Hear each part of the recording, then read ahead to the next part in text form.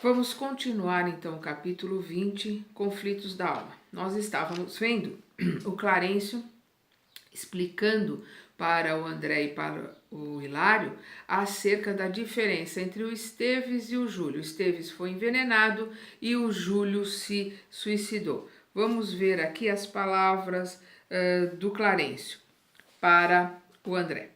Não tomastes em consideração o exame das causas. Esteves foi envenenado enquanto Júlio se envenenou. Há muita diferença. O suicídio acarreta vasto complexo de culpa. A fixação mental do remorso opera inapreciáveis desequilíbrios no corpo espiritual. Então nós vemos aqui o Clarencio voltando a falar acerca da fixação mental através do remorso. Então nós vemos que ele coloca que o fato de nós ficarmos remoendo, né? O remorso é o ressentimento, é ressentir a mesma coisa, é repassar uma mesma situação. Isso leva a uma fixação mental, né? Para que a pessoa viva naquela situação e reviva aquela situação. Então ele continua aqui. O mal como que se instala nos recessos da consciência que o arquiteta e concretiza.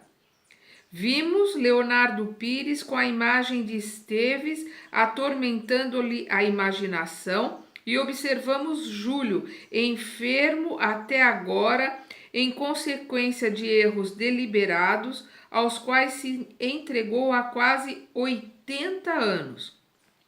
O pensamento que desencadeia o mal encarcera-se nos resultados dele, porque sofre fatalmente os choques de retorno no veículo em que se manifesta.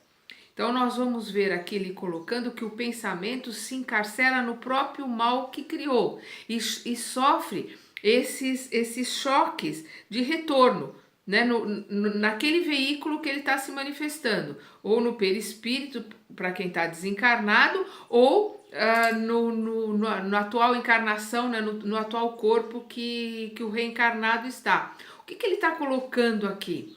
É que a nossa consciência monta, através do nosso remorso e da nossa culpa, as imagens que nós criamos para nos, digamos assim, acusarmos, para que nós, através do remorso, soframos pela situação que nós causamos. Então nós vamos ver o Júlio sentindo toda a dor do envenenamento e toda a asfixia, tudo aquilo que ele passou pelo afogamento.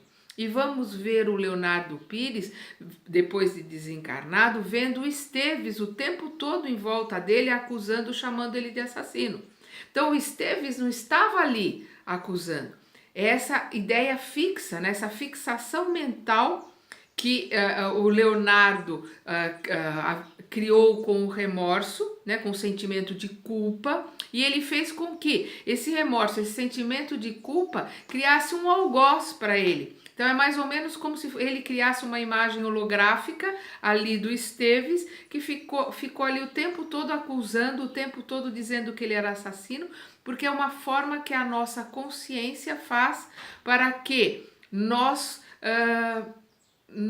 nos acusemos, para que nós soframos por aquilo que nós fizemos. Isso vem de fora, isso vem de Deus, isso vem do alto?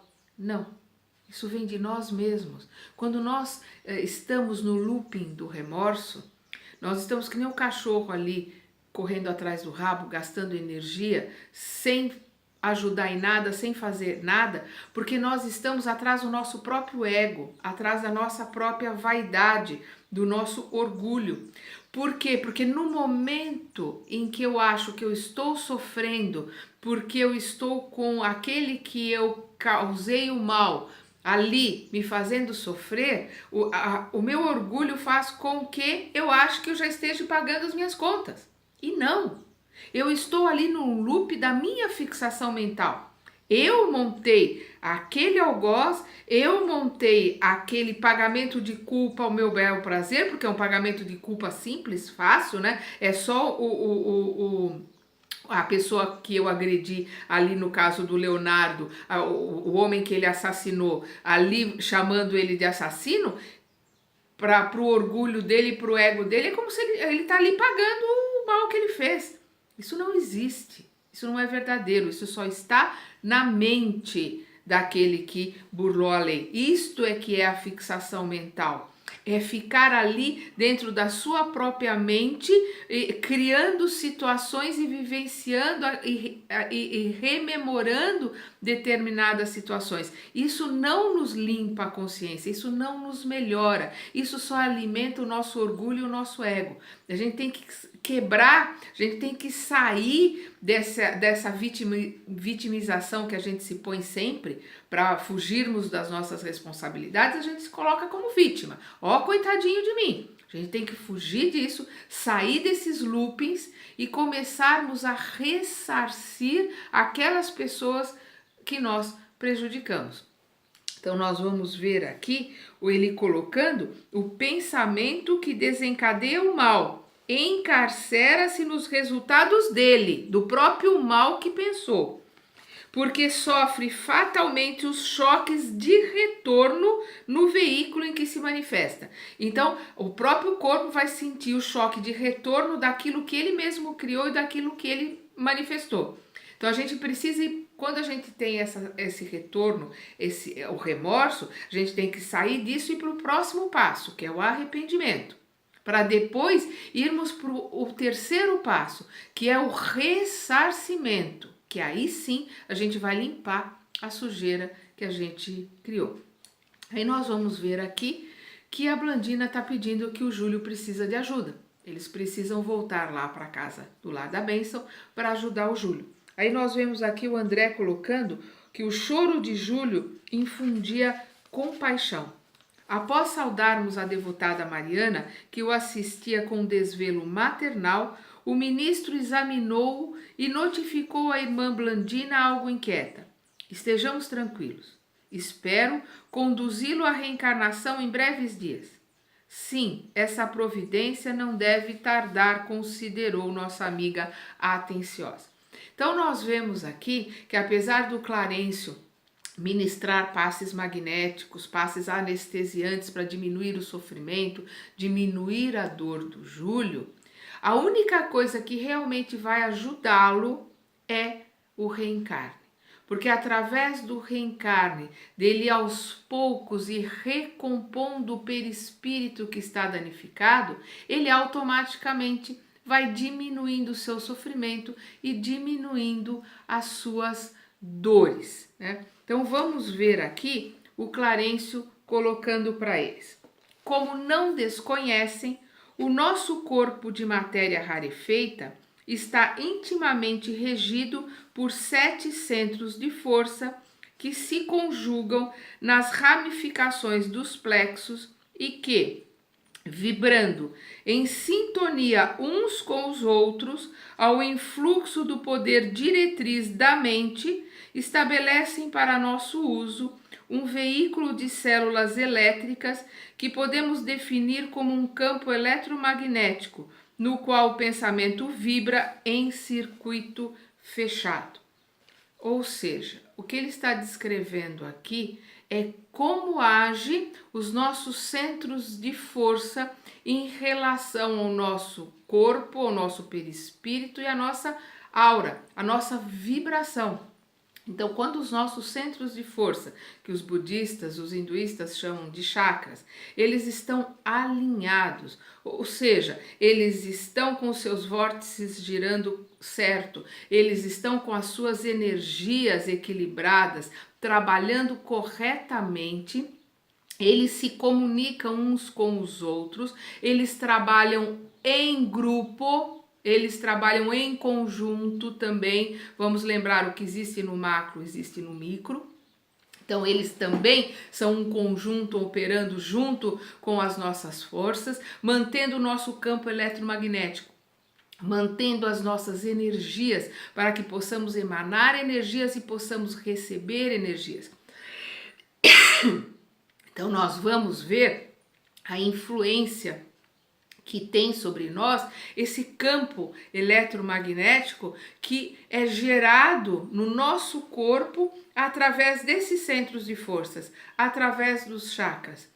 E eles formam um circuito fechado de energia que nos protegem, que nos auxiliam no nosso crescimento, no nosso desenvolvimento, ou não. Se nós estivermos com esses centros de forças desequilibrados, se nós estivermos com determinados centros de força dominando, em vez de trabalhar em uníssono, em vez de trabalharem como um conjunto, todos juntos, nós teremos um desequilíbrio de forças e isso acarreta doenças, isso acarreta transtornos, inclusive transtornos mentais.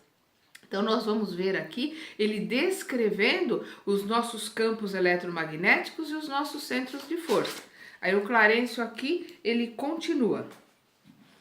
Nossa posição mental determina o peso específico do nosso envoltório espiritual e, consequentemente, o habitat que lhe compete. A nossa posição mental é que vai determinar o habitat, vai determinar o mundo no qual nós estamos vivendo.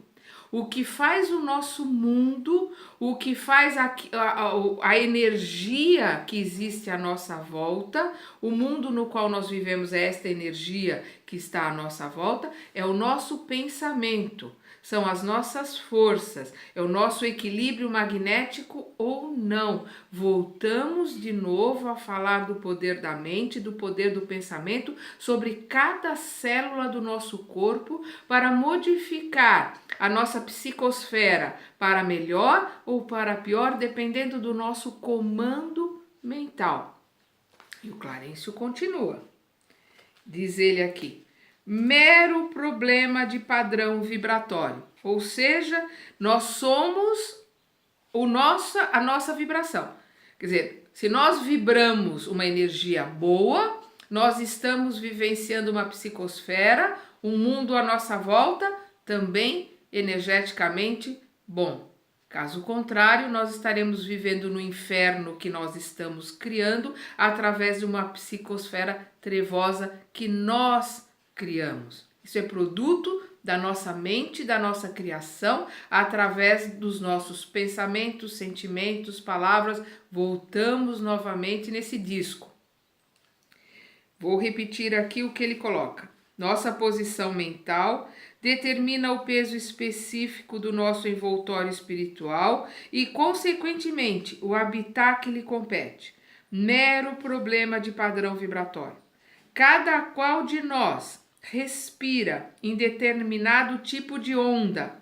Quanto mais primitiva se revela a condição da mente, mais fraco é o influxo vibratório do pensamento, induzindo a compulsória aglutinação do ser às regiões da consciência embrionária ou torturada, onde se reúnem as vidas inferiores que lhe são afins. O que o Clarencio está colocando aqui é que afins atraem afins. Nós vivemos no nosso comprimento de onda, ou seja, nós vivemos no padrão mental que nós criamos. Vamos retomar esse assunto na terceira parte deste capítulo.